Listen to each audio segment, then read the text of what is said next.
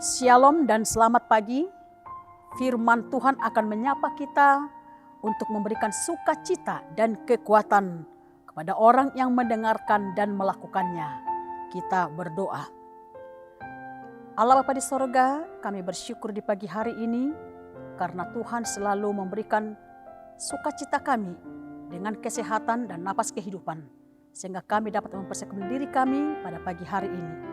Sebelumnya Tuhan, kami mendengarkan firman-Mu. Biarlah itu menjadi kekuatan dan sukacita bagi kami. Dalam nama anak-Mu Tuhan Yesus Kristus kami berdoa. Amin. Firman Tuhan tertulis dari Injil Yohanes pasal yang ke-16 ayat 24, dikatakan demikian. Sampai sekarang kamu belum meminta sesuatu pun dalam namaku.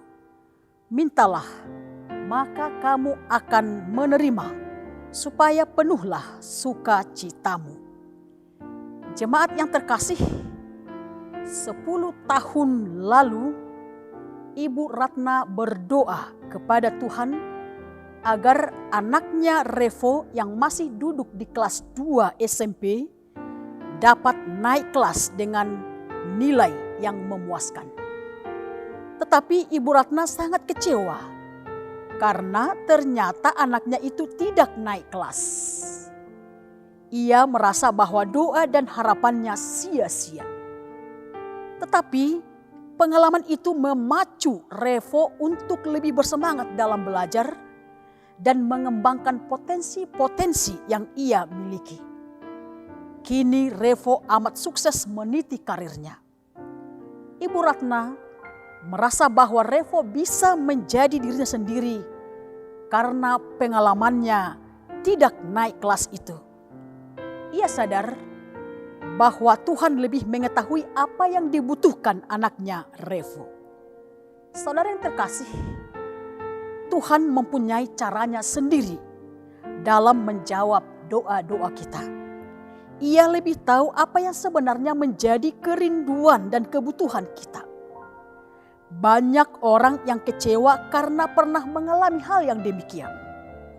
Perlu kita ingat bahwa Tuhan bukanlah sebuah mall yang menyediakan segalanya dan memuaskan kita seketika itu juga. Mungkin kita bisa menggambarkannya dengan lebih baik bahwa Tuhan itu seperti kebun yang luas.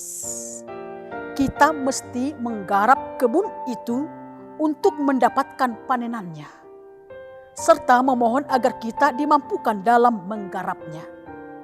Kita yakin dan percaya bahwa Allah pasti mempunyai rencana yang paling indah dalam setiap jawaban hidup kita. Hari ini melalui renungan firman Tuhan, kita diajak untuk meminta secara bijak dalam nama Tuhan. Dia menjamin setiap doa kita. Namun pertanyaannya adalah, apakah kita sudah siap menerima jawaban atas doa-doa kita sendiri?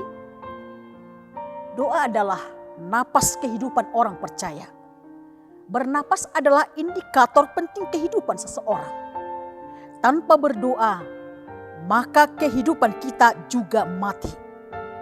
Doa adalah ungkapan isi hati kita supaya kita dapat menjalin hubungan langsung dengan Allah. Doa sama dengan dialog antara manusia dan Allah. Yang namanya dialog adalah percakapan. Dialog dapat terjadi di antara dua orang atau lebih. Ada hubungan yang terjadi dan saling mengerti apa yang dibicarakan.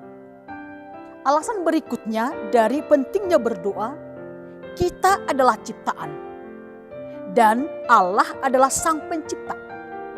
Sudah sewajarnya sebagai ciptaan kita bergantung pada penciptanya, supaya kita bisa mencapai kapasitas maksimal.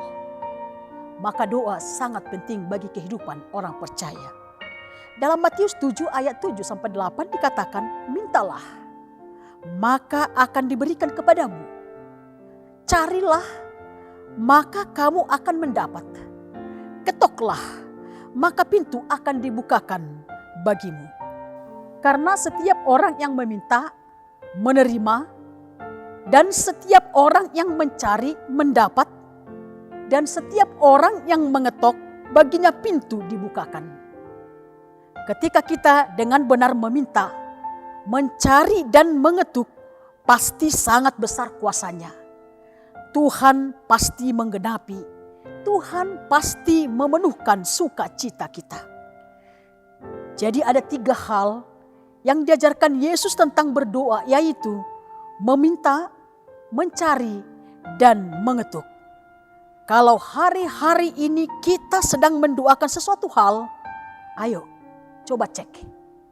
Jangan-jangan Tuhan sudah menyuruh kita untuk melakukan sesuatu hal.